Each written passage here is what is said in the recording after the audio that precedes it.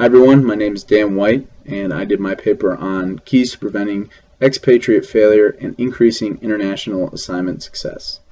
I broke my paper up into 4 broad categories. These categories are job and work environment factors, family factors, organizational support factors, and the repatriation process for the expatriate. To begin, I looked at the job and work environment factors. 2 things came out of this, which were job selection and how the expatriate interacts with the local workers. So to begin, the literature that I looked at for the job selection process pretty much said that most multinational corporations are kind of falling behind in the selection process. They're focusing too much on the technical skills that the expatriate has instead of the soft skills and the communication skills, so that they can effectively, lead the workers in the host country.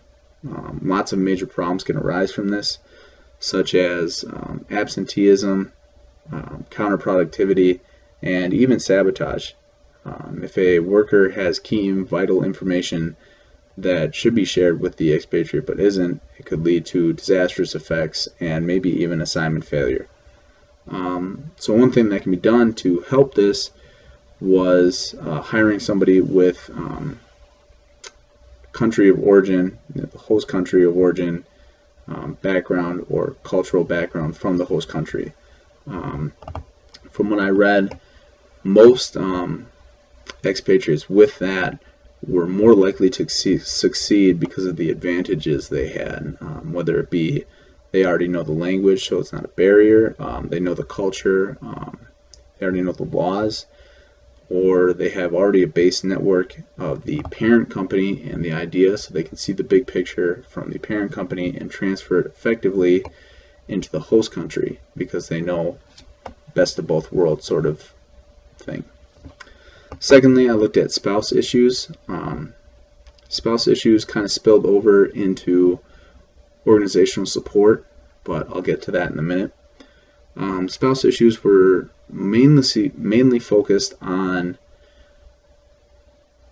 can the spouse adjust in the host country, and if not, what effect does it have on the expatriate?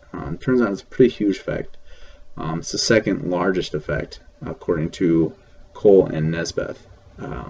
So if a spouse couldn't adjust, the expatriate was more than likely going to fail. Things that can be done to improve the the spouse of the expatriate's spousal adjustment was to provide cross-cultural training for the spouse as well as the expatriate, which leads me into the next point of organizational support. Organizational support really boiled down to pretty much cross-cultural training and how effective was the cross-cultural training. Many corporations would hand out pamphlets, do short orientations, even travel to the on-site location to do a brief walkthrough, and then even do like a week stint where the expatriate was physically in, at the job site and actively watching what they would be doing.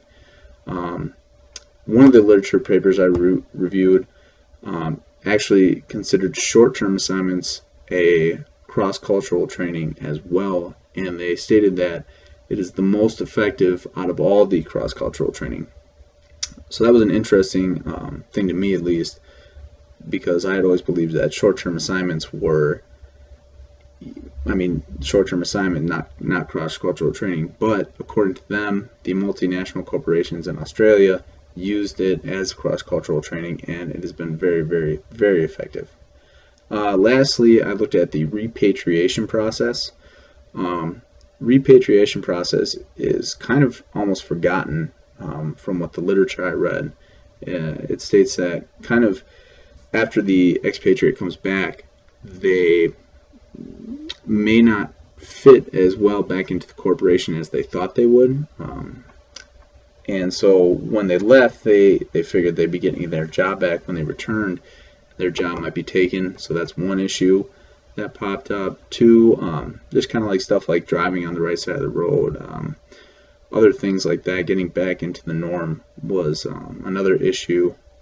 And lastly, feeling underappreciated for their sacrifice or their stint in a host country. So these were all problems that popped up with the repatriation process. One of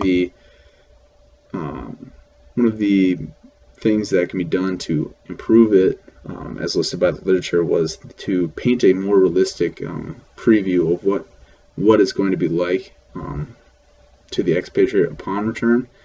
Are they going to have their job back? Are they going to have all these things that they want and need back? Because according to the literature I read, headhunting is huge in that side of the world. So most expatriates are headhunted and then transferred to another company within 2 years of coming back. I mean, that was in our book. We've all read it.